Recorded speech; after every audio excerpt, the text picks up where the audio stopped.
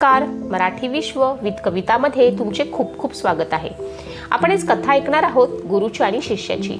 एका गावातून गुरु शिष्याची जोडी दुसऱ्या गावात जात होती. थोडे अंतर चालल्यानंतर त्यांना तहान लागली म्हणून ते एका शेताजवळ पोचले. ते शेत खूपच मोठं होतं आणि सुपीक पण दिसत होतं. पण त्या शेतात पाहून असं वाटत नव्हतं की त्या मालकाचं त्या शेताकडे फारसं लक्ष आहे. तिथे जवळच एक झोपडी होती. त्या दोघांनी झोपडीचा दरवाजा ठोठावला असता आतून एक व्यक्ती आली. तिने फाटके जुने कपडे घातलेले होते. गुरूंनी अतिशय नम्रपणे विनंती करून त्यांना सांगितलं की आम्हाला पिण्याचे पाणी मिळेल का. त्या माणसानं त्या दोघांना पाणी दिलं. पाणी पिऊन झाल्यावरती गुरु म्हणाले की तुझे हे शेत खूप मोठे आहे पण त्यात एकही पीक नाही, मग तू आपला उदरनिर्वाह कसा करतोस. त्यावर तो माणूस म्हणाला, गुरुजी, आमच्याकडे एक म्हैस आहे जी भरपूर दूध देते. त्यातील काही दूध विकून आम्ही उदरनिर्वाह करतो आणि उरलेले दूध आम्ही घरात वापरतो. संध्याकाळ झाली होती आणि खूप उशीर झाला होता म्हणून गुरूंनी शिष्याला सांगितलं की आपण येथे रात्र घालवू आणि सकाळी लवकर निघू.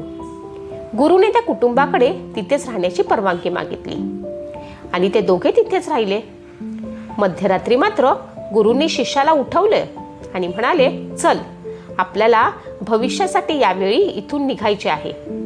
आणि त्याच वेळी त्या कुटुंबातील म्हैस घेऊन जंगलात कुठेतरी सोडून देऊ. आपल्या गुरुच्या या बोलण्याने शिष्याला जरा आश्चर्यच वाटले, कारण ज्या गुरुनं त्याला योग्य मार्गावरती चालायला शिकवले होते आज तेच गुरु त्याला कुणाचे तरी वाईट करायला सांगत होते. पण गुरु काय करू शकतो, शेवटी ते गुरुच होते. म्हणून त्यांनी गुरुच्या बोलण्याची सहमती दर्शवली.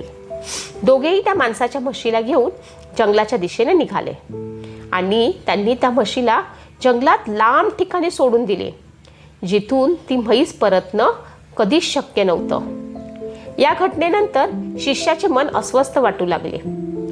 त्याला सुमारे 10-12 वर्षानंतर जेव्हा तो मोठा गुरु बनला तेव्हा त्याने विचार केला की त्या माणसाला भेटून आपण त्याची आर्थिक मदत काहीतरी करूया म्हणून, जेणेकरून त्या दिवशी आपल्याकडनं जी चूक झाली होती त्याची आपण भरपाई करू शकू. शिष्य त्या माणसाच्या मदतीसाठी निघाला आणि बराच वेळ चालल्यानंतर तो त्या माणसाच्या घरी पोचला. पण तिथे पोचल्यावरती शिष्याला मात्र आश्चर्य वाटले. तिथे त्याला खूप हिरवळ दिसली.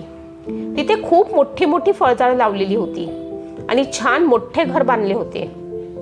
तेव्हा शिष्याला वाटले की म्हैस गेल्यानंतर घरच्यांनी सर्व काही विकले आहे असे दिसते.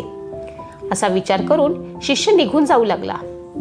तेवढ्यात त्याने तो माणूस पाहिला आणि तो म्हणाला, कदाचित तुम्ही मला ओळखलं नसेल पण मी माझ्या गुरुसोबत काही वर्षापूर्वी तुमच्या घरी आलो होतो.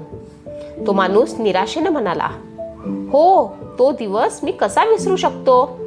तू मला न सांगता इथून निघून गेला होतास आणि आमची म्हैसही त्या दिवशी कुठे गेली ते आम्हाला कळलेच नाही आणि आजपर्यंत ती परत आलेली नाही. बरेच दिवस या गोष्टीची काळजी वाटू लागली आणि काय करावे हे समजत नव्हते, कारण आमचा पोटपाणी सर्व त्या म्हशीच्या दुधावरती होतं. त्यामुळे जगण्यासाठी आता काय काम करावे हा मोठा प्रश्न पडला होता. मग एक दिवस मी लाकूड तोडून विकू लागलो आणि हळूहळू पैसे वाचवून मी माझ्या शेतात पिके घेऊ लागलो.